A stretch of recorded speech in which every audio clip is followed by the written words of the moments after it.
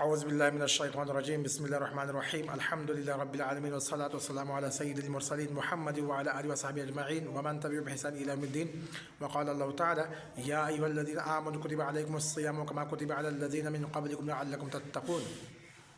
ناظرین کرام، قرآن مقدس کی سورۃ البقرہ کی آیات آپ کے سامنے پڑھی ہیں۔ اللہ رب العالمین نے اس آیت کریمہ کے اندر فرمایا کہ ایمان والو، روزہ تم پر فرض ہے جیسا کہ اس سے پہلے امتیوں پر فرض کیا گیا تھا۔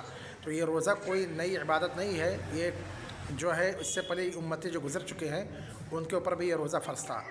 اس کا مقصد کیا ہے روزہ فرض ہونے کا؟ اللہ تعالیٰ نے فرمایا لعلکم تتقون، تاکہ تم پرہیزگار متقی بن جاؤ۔ یہ ہے روزہ فرض کرنے کا مقصد، کہ تم متقی ہو جاؤ، اللہ سے ڈرنے والا ہو جاؤ اور پرہیزگار بن جاؤ۔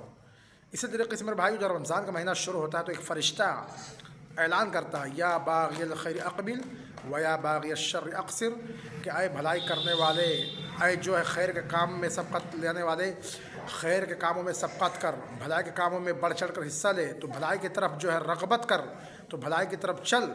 و یا باغی الشر اقصر، اور جو برائی کرتا تھا، جو لوگوں کو ہمیشہ بری باتیں لوگوں کو سکھاتا تھا، وہ برائی سے رک جا، ان بری باتوں سے پرہیز کر لے اور اس بری باتوں سے توبہ کر لے۔ کب؟ جب رمضان سے آنے سے پہلے ایک کام آپ کو کر لینا ہے میرے بھائیوں۔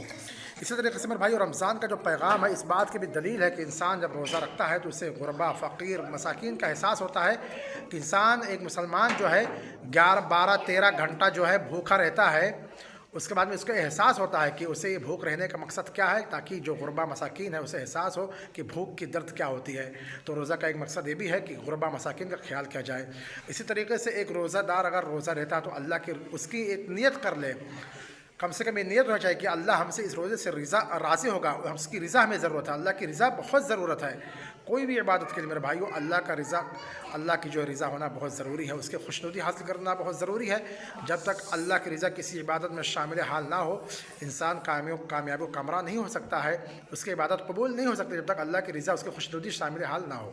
اسی طریقے سے میرے بھائیوں، انسان جب روزہ رکھتا ہے تو کم سے کم اسے اس بات کا احساس ہونا چاہیے کہ ہمیں نیت جو ہے فجر سے پہلے، یعنی ہم اٹھتے سحری کھانے کے لیے ہمیں نیت کر لینی چاہیے، اور جب تک ہم فجر سے پہلے نیت نہیں کریں گے پھر ہمارا روزہ نہیں مانا جائے گا۔